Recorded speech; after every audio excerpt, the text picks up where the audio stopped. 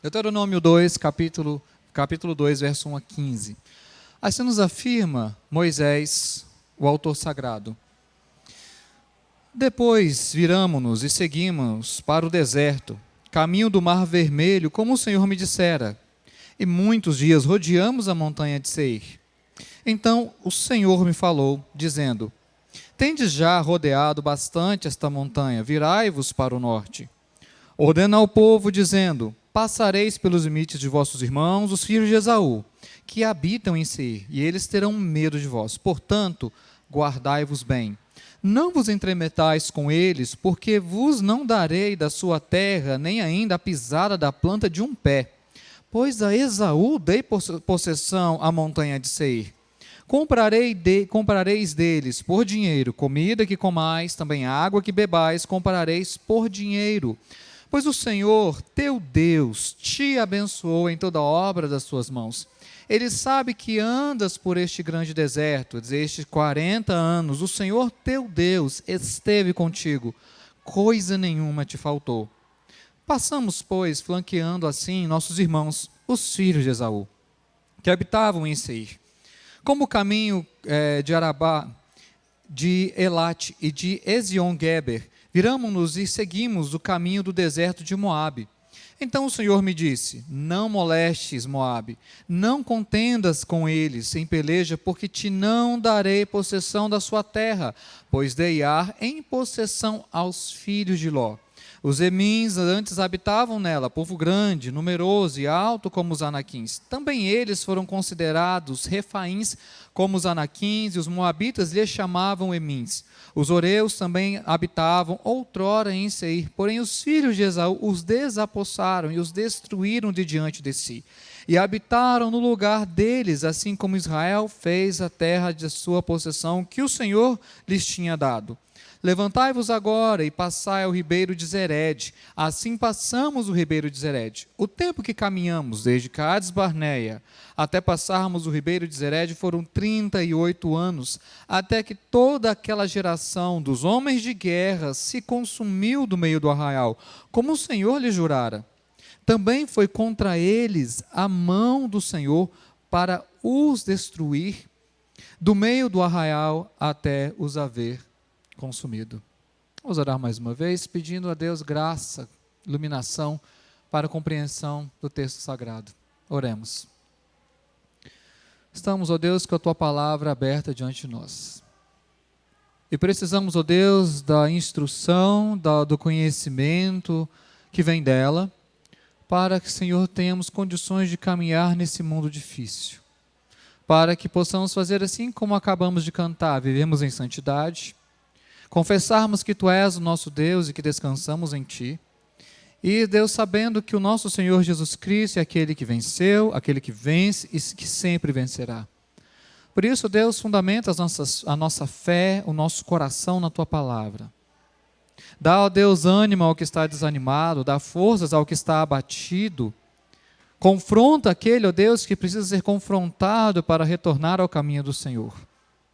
Levanta, ó Deus, aqueles que estão derribados, abaixa aqueles que se acham exaltados, ó Deus, para que todos nós nos estejamos na Tua presença, rendidos, prostrados, quebrantados e completamente dependentes da Tua graça. Para que, ó Deus, a Tua palavra fale em nossos corações e que ela habite ricamente em nós. Assim, Senhor, que as palavras dos meus lábios e o meditar do meu coração sejam agradáveis, Senhor, na Tua presença. Rocha minha, Redentor meu, em nome de Jesus. Amém.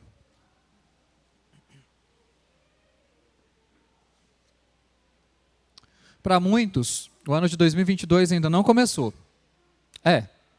Geralmente o ditado popular no Brasil, o que diz?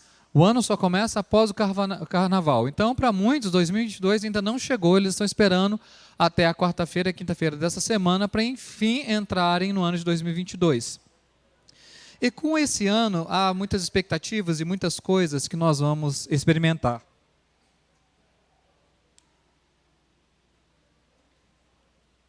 Uma delas é a Copa do Mundo.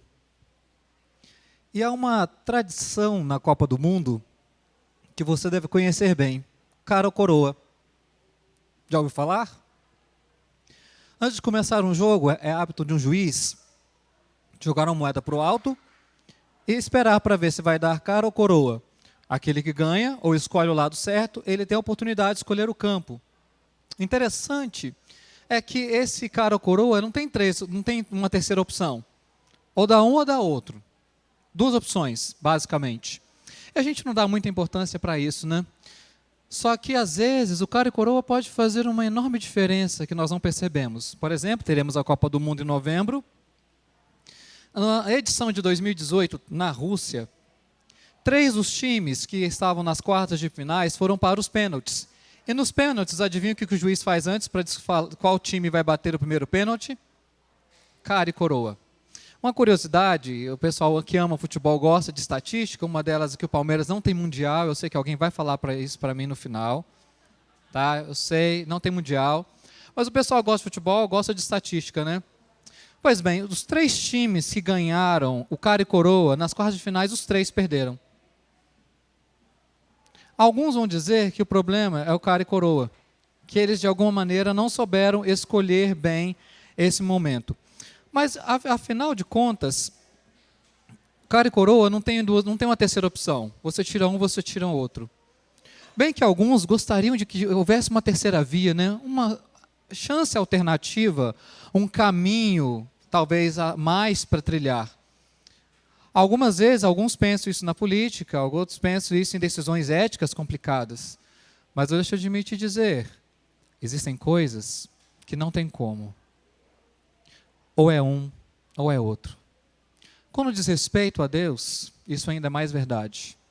O nosso Deus, ele por vezes, ele estabelece planos em que há arrependimento, e o próprio Deus não imprime o seu juízo, todo o seu furor sobre aqueles que são pecadores e merecem. Por outro lado, algumas vezes, ele escolhe intencionalmente deixar claro para nós que ele não é um Deus que está disposto a abrir mão das nossas vidas, porque ele é um Deus zeloso. E por isso ele coloca de nós sempre 2 opções, uma ou outra.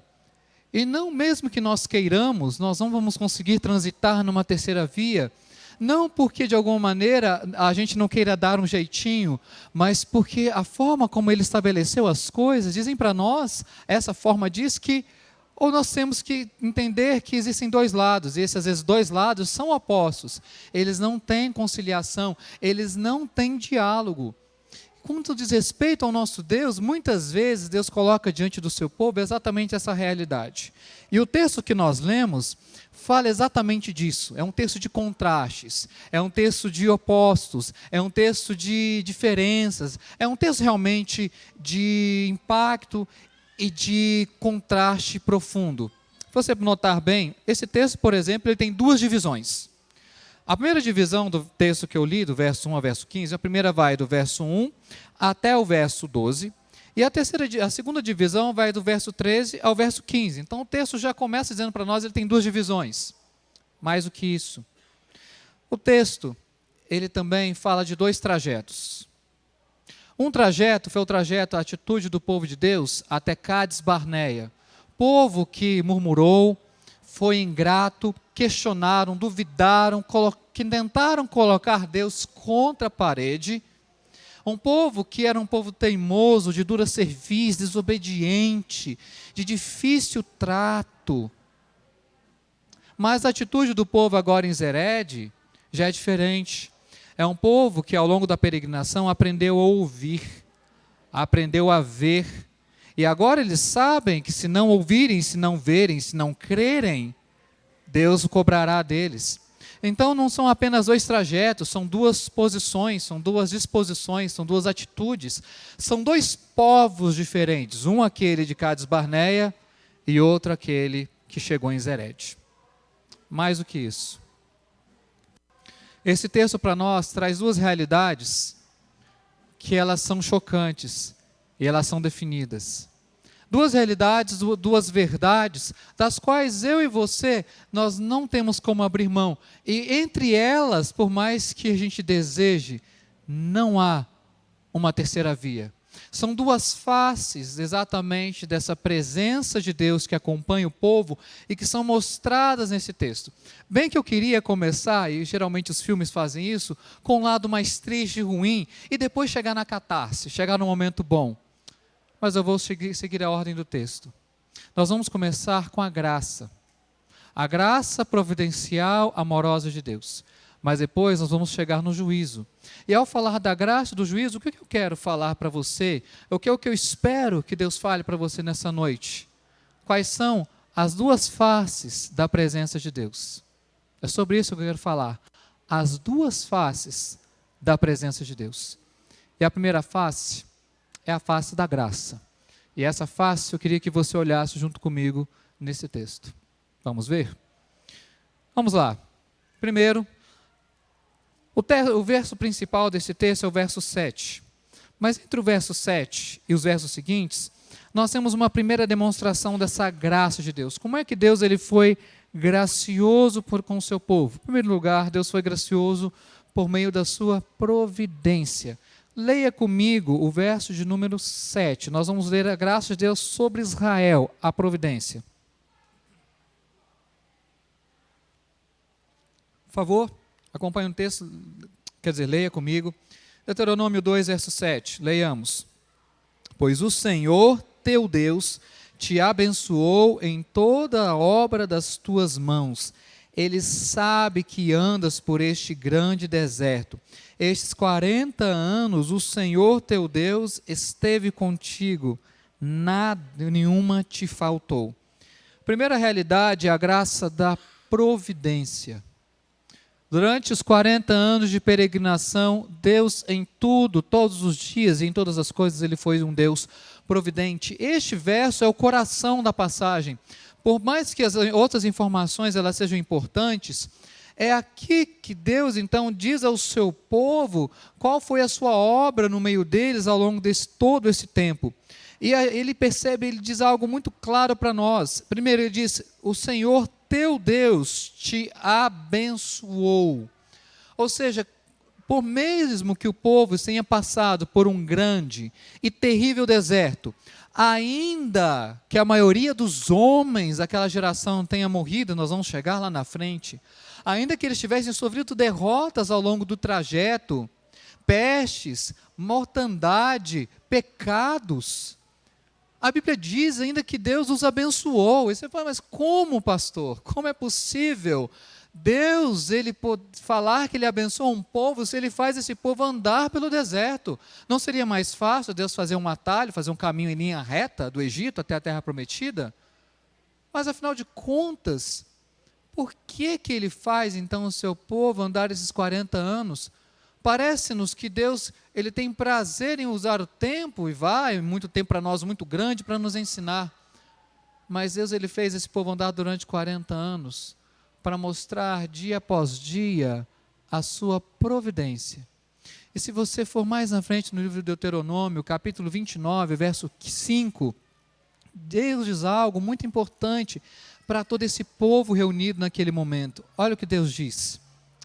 40 anos vos conduzi pelo deserto, não envelheceram sobre vós as vossas vestes, nem se gastou no vosso pé a sandália. É um milagre. Durante 40 anos, você não tem que trocar de Havaiana, não ter que ir na 44, comprar vestido, não ter que preocupar com tendência, com moda, com roupa e com absolutamente nada, é um verdadeiro milagre. E é exatamente isso que Deus fez.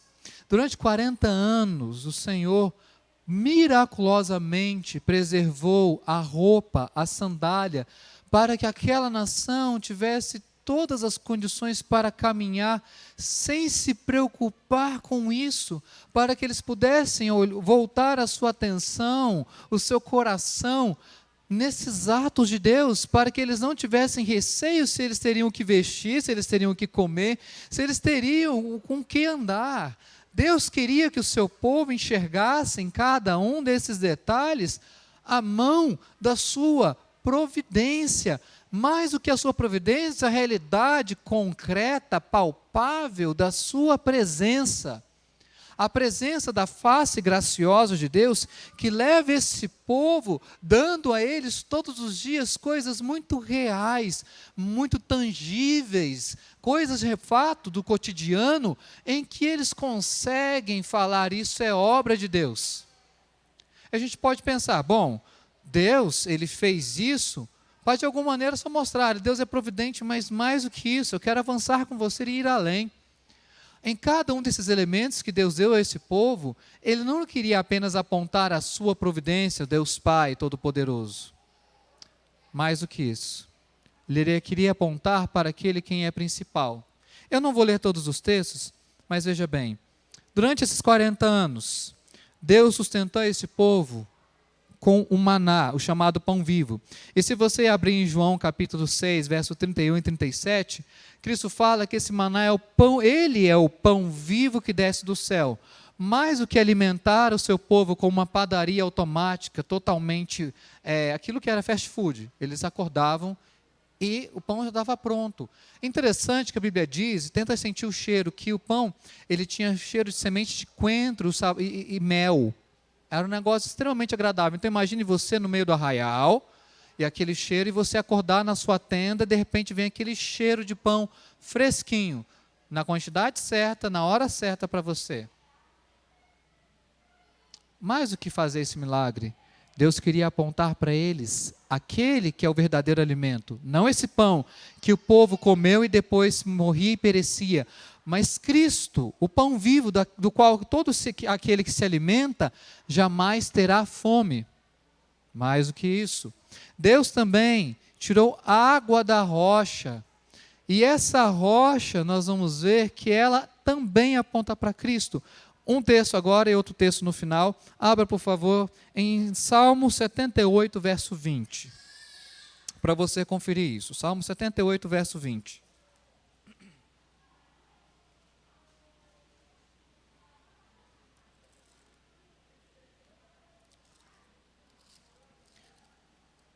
Isso nos diz a palavra de Deus. Com efeito, feriu ele a rocha, e dela manaram águas, transbordaram caudais. Pode ele dar-nos pão também, ou fornecer carne para o seu povo? Claro, o texto prossegue dizendo, Deus em tudo o que eles precisavam, Deus o supria. Mas vejam, o texto ele não quer apenas dizer que Deus não deixou nada faltar, mas de que de tal maneira Deus cercou eles do seu cuidado que eles não sentiram falta. Essa é a imagem do texto, é essa a imagem do Salmo 23, o Senhor é meu pastor, quando fala nada me faltará, às vezes as coisas nos faltam, mas não é esse o sentido da passagem. Ainda que elas venham nos faltar, nós não sentiremos, porque temos algo que é maior e que nos supre. O que eu quero falar para você, quando Deus ele andou e conduziu esse povo durante 40 anos, rodeando montanhas, passando pelo deserto, vencendo batalhas, perdendo batalhas, ele não queria apenas o propósito de Deus mostrar para o povo o seu poder, ele queria mostrar Cristo, aquele que é o pão, aquele que é a água, aquele que é a luz, aquele que é o Cordeiro, é esse o propósito. Deus então, a principal demonstração da graça, da revelação da face, da presença de Deus sobre nós, é quando Ele nos mostra Cristo. Cristo então é esse Salvador meigo, amoroso, mostrado em todo o deserto, em todos os dias, para nos ensinar que nós não precisamos de mais nada, ou nada é tão suficiente do que Ele. Ele nos basta. E se Cristo é suficiente para nós, de nada nós vamos sentir falta. A face resplandecente da graça de Deus sobre nós serve para nos lembrar de que nós já temos tudo que é necessário para a nossa felicidade, contentamento e regozijo, deleite, prazer eterno. Nós já temos tudo. Ao mesmo tempo, às vezes a gente acha que pode perder tudo. Portanto, a primeira face é mostrar a graça de Deus sobre o seu povo. Mas o texto, ele vai além. Porque Deus ele não é apenas gracioso para com Israel nessa passagem, ele é gracioso para com os outros povos. E é exatamente isso que nós vamos ler agora. E são os outros versos do texto, eu não vou ler novamente, mas você perceberá, 3 povos aparecem nessa sessão. Verso 4, Deus menciona os filhos de Esaú, e vai dizer que no verso 5, que Deus não daria nem uma planta, nem 1 centímetro, nada, absolutamente nada, que ele já tinha dado para Esaú. E por que Deus não daria para a Israel a possessão de Esaú? Por causa de Jacó, por causa de Israel, por causa do seu pacto. Ele estabeleceu um pacto com Isaac, de 2 nações que estavam no ventre de Rebeca. Uma seria a nação escolhida por Deus, mas Deus ainda manteria sua graça sobre esse outro povo, que são os filhos de Esaú. Ou seja, mesmo eles sendo distantes, longe, diferentes e até alguns momentos inimigos do próprio povo de Deus, Deus ainda os protege, os guarda e não permite que Israel entre em batalha com eles. E aqui a gente aprende uma coisa importante sobre o nosso Deus e para o nosso tempo. O nosso Deus, às vezes, é um Deus de guerra. Muitas vezes, o propósito de Deus é trazer a paz. Ele fala, vocês não se metam em guerra com os filhos de Esaú, porque eu não darei para vocês o que é deles. Mas é interessante que tem outros 2 povos que são ainda mais complicados, e ainda assim são alvo da graça de Deus. Confira aí mais à frente, depois o verso 7, verso de número 9, que no final diz assim, pois dei Ar em possessão aos filhos de Ló. Quem são os filhos de Ló? Você se lembra? Amon e Moabe. Você se lembra como os filhos de Ló nasceram? Uma origem bastante questionável. Ló e suas 2 filhas, ao invés de seguirem a ordem de Deus e irem para uma cidade após Sodoma e Gomorra, resolveram se esconder numa caverna com medo de irem para cidades, porque afinal todas aquelas cidades, aquela região eram cidades extremamente depravadas. As 2 filhas bolaram um plano extremamente diabólico, maquiavélico. Vamos embebedar o nosso pai, já que não tem homens na cidade com os quais podemos nos casar. Vejam bem, essa desculpa de moça crente que não tem homem na igreja é antiga, tá? Não cola, não colou e não cola hoje. Então, fica aqui a dica. Voltando lá para a história bíblica. Elas bolaram esse plano. Vamos embriagar o nosso pai. E quando ele se embriagar, nós vamos ter filhos deles. E o pior é que o plano funciona. Nascem 2 crianças. Um é dos filhos de Moabe e outro dos filhos de Amon. Se fôssemos seguir do ponto de vista moral, do rigor e do juízo, Deus ele teria todo o direito de banir esses povos e simplesmente, quando Israel encontrasse com eles, destruí-los totalmente da sua presença e da sua face, varrê-los de sobre a terra. Mas não é isso que Deus faz na sua graça. Ele sempre se lembra do pacto.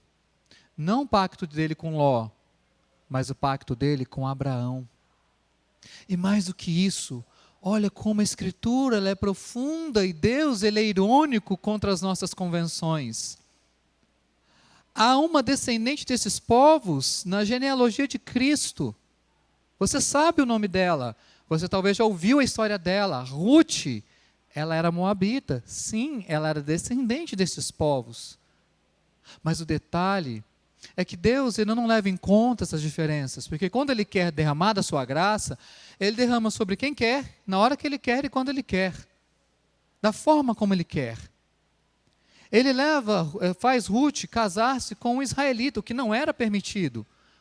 Deus, ele toma o marido de Ruth, ela se torna viúva, você conhece bem a história, ela se junta a Noemi, volta para o território de Israel, e lá no território de Israel tem todo um enredo, é interessante, uma história romântica da Bíblia, então se você quiser ler uma história romântica da Bíblia, leia o livro de Ruth, é bem legalzinha a história. Por quê? Boaz era o único capaz de resgatar e suficiente para resgatar a Ruth, e é isso que ele faz. Ela se casa com Boaz, casando com Boaz, ela gera filhos, e dentre esses filhos, aquele do qual veio Cristo. Deus não foi apenas gracioso protegendo esse povo aqui nesse momento, Deus foi gracioso trazendo o próprio Messias dessa nação que era uma nação ímpia.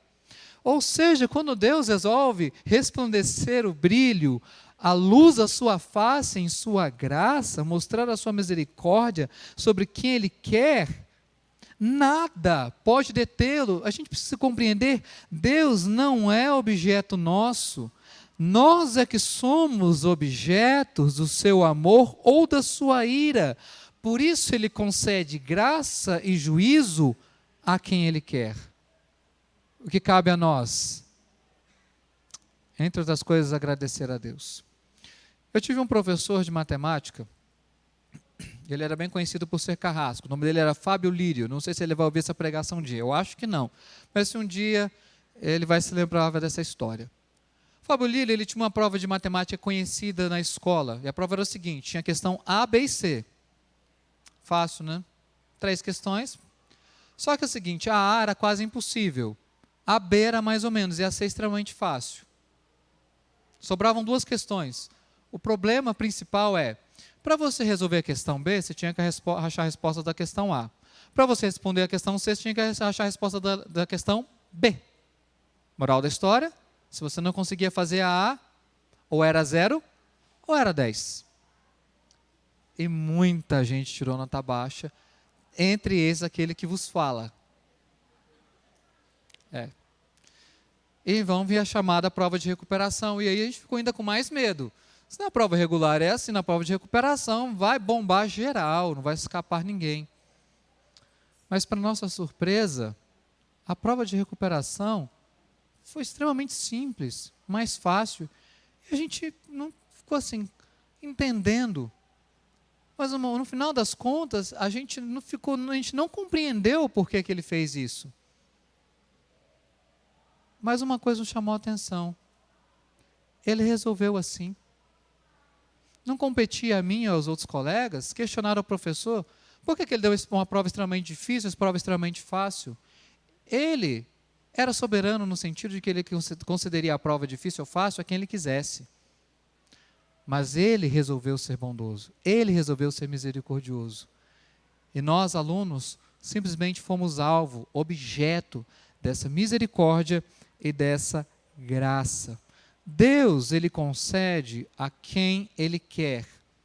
Portanto, quando Deus ele resolve resplandecer o seu rosto e dar à luz a sua presença por meio da sua graça, nós enxergamos que nisso temos a coisa mais importante, principal, fundamental da nossa existência, sobre a qual eu e você temos que viver, respirar, nos mover todos os dias da nossa vida.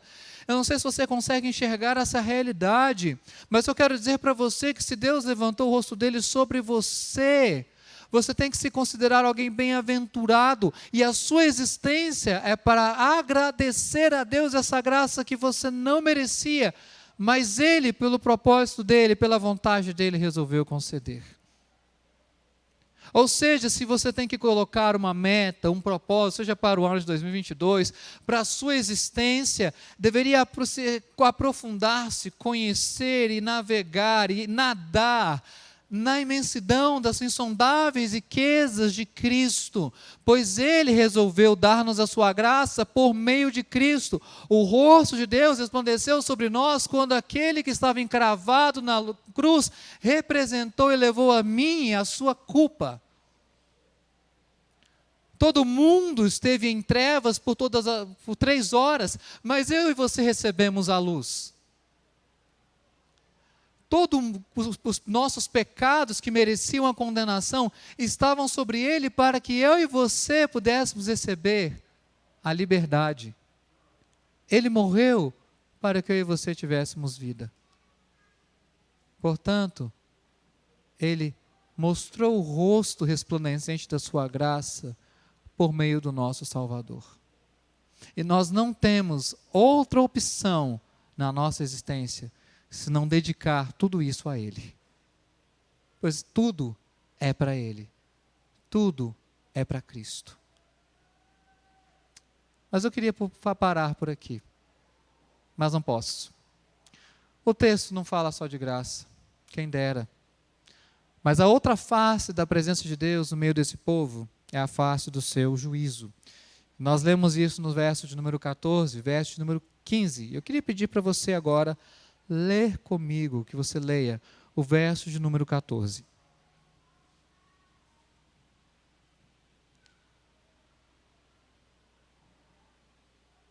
Leiamos juntos o verso de número 14. O tempo que caminhamos desde Cades Barneia até passarmos o ribeiro de Zered foram 38 anos, até que toda aquela geração dos homens de guerra se consumiu do meio do arraial, como o Senhor lhes jurava.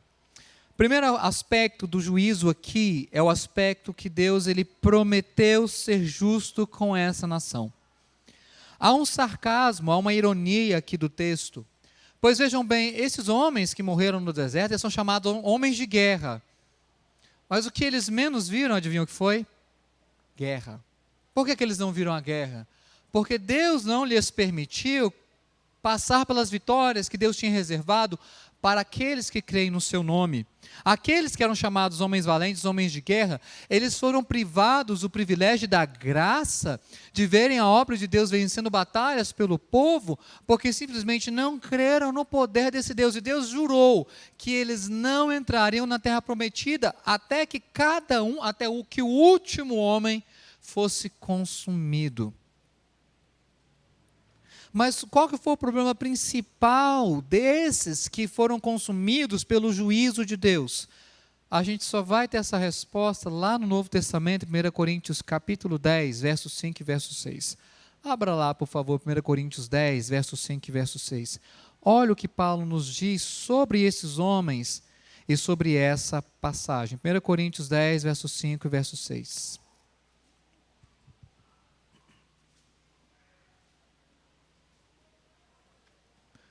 Assim diz a palavra de Deus. Entretanto, Deus não se agradou da maioria deles, razão porque ficaram prostrados no deserto. Ora, estas coisas se tornaram exemplos para nós, a fim de que não cobicemos as coisas mais, mas como eles cobiçaram. Qual foi o problema deles? Eles não confiaram na rocha, verso 4, que é Cristo. Eles beberam da água que saiu da rocha, mas não confiaram na rocha. Eles viram as maravilhas de Deus, mas não colocaram a sua fé naquele para quem essas maravilhas apontavam. E por isso Deus não se agradou deles e jurou que eles seriam todos, sem exceção dessa geração, com exceção de Josué e Caleb, eles seriam consumidos. Eu não sei se você está conseguindo me acompanhar, mas a diferença fundamental entre uma geração que vê as maravilhas, os milagres, a graça e a bondade de Deus, e a diferença de uma geração que recebe o juízo, o furor, o zelo e a ira de Deus, a diferença fundamental é a fé em Cristo. Eram todos do povo de Israel, eram todos descendentes de Abraão, eram todos conhecedores da aliança, eram todos conhecedores da promessa. Eles tinham recebido, visto o tabernáculo, eles tinham visto a coluna de fogo, a nuvem, eles viram o mar vermelho se dividir, mas alguns confiaram e creram em Deus e outros não. Aqueles que não creram, não confiaram na rocha, não puseram a sua fé em Cristo, pereceram. E a pergunta que eu faço para você: você acha mesmo que Deus vai poupar qualquer um de nós? Poupar alguém que é da igreja, mas que não é salvo, porque pertence, fala como crente, vive como crente, veste como crente? De forma alguma.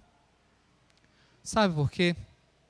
Outra realidade desse texto é que o nosso Deus é um Deus que é um Deus zeloso, ele é como um fogo consumidor.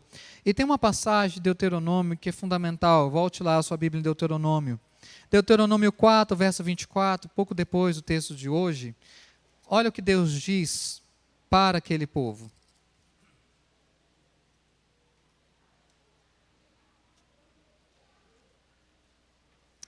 Porque o Senhor teu Deus é fogo que consome, é Deus zeloso. A Bíblia, ela coloca sentimentos em Deus, ela coloca afeições e atitudes em Deus. Uma das atitudes é: o nosso Deus, ele tem ciúme por nós. É um Deus zeloso porque ele não admite que o amor a ele seja repartido com outra pessoa antes dele. É um Deus zeloso porque ele não admite que haja no meio do seu povo deuses estranhos. É um Deus zeloso porque ele não permite que os seus vão para outras divindades, para outros deuses e amem outra coisa acima dele. Então Deus diz que ele consome, ele é ira, ele é fogo que consome exatamente pelo seu zelo. E Deus, ele não tem pressa de fazer isso.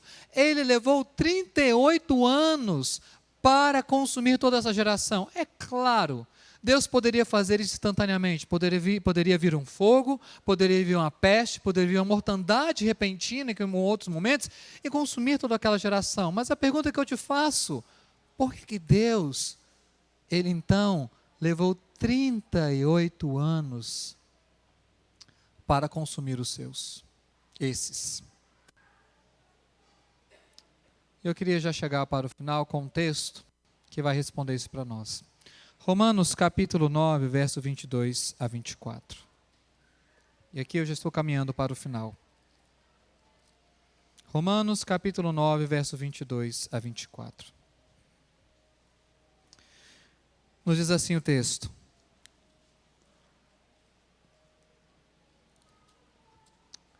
que diremos, pois? Se Deus, querendo mostrar a sua ira e dar a conhecer o seu poder, suportou com longanimidade os vasos de ira preparados para a perdição, a fim de que também desse a conhecer as riquezas da sua glória em vasos de misericórdia, que para a glória preparou de antemão, os quais somos nós, a quem também chamou, não só dentre os judeus, mas também dentre os gentios. Por que Deus, então, durante 38 anos, suportou essa geração? Por mim e por você. Ele suportou essas pessoas para nos mostrar a sua glória. Deus até hoje suporta os vasos de ira por minha e por sua causa. E o que mais me traz inquietação, entre outras coisas, é ver como nós temos às vezes a capacidade, ou por pecar nós desprezamos essa bondade e essa misericórdia que Deus preparou para nós. Eu e você não compreendemos que Deus, ele suporta e ele é paciente por minha e por sua causa, para que eu e você possamos conhecer um pouco mais dele.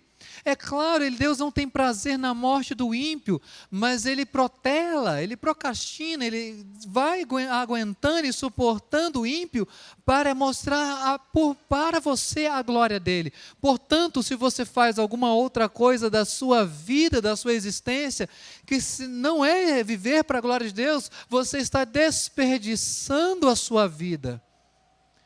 Pois foi para você que Deus suportou os vasos de ira e revelou a graça dele em Cristo. Eu não sou muito de postar no Instagram, enfim, redes sociais, mas eu vejo coisas e algumas coisas boas. Essa semana um vídeo de fato me emocionou. Uma criança de 2 anos, após um soterramento, descobriram que essa criança estava, no soterramento, na tragédia, ela acabou parando num bueiro. Bombeiros, não no Brasil, em outros lugares, eles foram para o local e conseguiram perceber que eles não teriam, um adulto não teria condições de entrar naquele lugar. Então pensaram o que fazer. Dentro daquela multidão, acompanhando aquela tragédia, tinha um menino de 14 anos. Bem do porte do Vitinho, sabe? Magrinho. Deus fez aquele menino para aquela ocasião. E então, tinham 2 opções. Ou a criança de 2 anos iria morrer lá até eles tirarem, já tinha dias da tragédia, ou eles usavam esse adolescente, pré-adolescente, para resgatar a criança. os bombeiros resolveram arriscar. E eles amarraram os pés daquela criança de 2 anos, que teria que puxar uma criança de 2. É interessante do vídeo ver o desespero do pai e de quem estava à volta, para saber se aquela criança estava viva, de fato, muito viva ou não, se ela estava muito machucada ou não, qual o estado daquela criança de 2 anos. E depois, se quem quiser, eu posso compartilhar o vídeo. É lindo que aquele menino ele desceu de cabeça para baixo, segurou durante todo aquele bueiro, que era um bueiro bem profundo, dá para ver eles baixando, tiraram ele. Detalhe, a criança de 2 anos, ela talvez estava desidratada, mas não tinha um arranhão. Aquele menino, ele foi a demonstração da graça, do favor de Deus sobre aquela criança de 2 anos, o seu pai que estava desesperado. Naquele dia, por todos esses detalhes que eu acabei de contar, Deus resplandeceu o seu rosto sobre aquela criança de 2 anos que não tinha como, e como aqueles bombeiros que não tinham como, outra opção, outra forma de resgatar aquela criança. Assim também eu e você não temos muitas opções. Temos apenas uma para essa noite. Apenas uma. E ela é suficiente. Qual a opção que eu e você temos? Vivermos em todo o tempo, com toda a nossa força, com toda a nossa alma, com todo o nosso entendimento para a glória de Cristo. Essa é a sua única opção. A partir de agora, se a sua existência não fez sentido, ou se você desperdiçou a sua vida, parar de desperdiçar e vivê-la para a glória daquele que é digno da sua vida, da sua existência, de cada fôlego, de cada segundo do seu tempo aqui nessa terra. Afinal, vida, aqui nós só temos uma e temos que usá-la muito bem. A única opção que você tem é essa. A parte dessa é juízo, é ira, é furor, é perdição, é vaidade, é nulidade, é uma eternidade sem Cristo, longe e afastado dessa presença graciosa de Deus. Se nós não estamos com a sua graça, certamente estamos debaixo da sua ira. Logo, a única opção que temos é entregarmos tudo e não menos que isso para Cristo. E é isso que eu e você temos que fazer agora, nesse momento, nessa noite, e não esperarmos em um segundo mais. Vamos orar?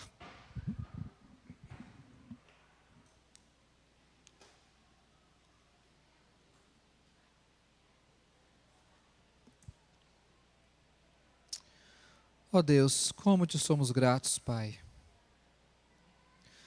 por tua face resplandecente sobre nós por meio de Cristo. Cada pisadura do nosso Redentor era um passo a mais em direção à nossa salvação. Cada gota de sangue derramada representava os nossos pecados, ó Deus, levados por Ele, que era inocente em nosso lugar. Não teremos condições, ó Deus, de mesmo na eternidade, de te agradecer e te louvar por tudo aquilo que recebemos. Por toda a graça que nos alcançou e nos achou, ó Deus, imundos, pecadores, imperfeitos, inimigos e fracos.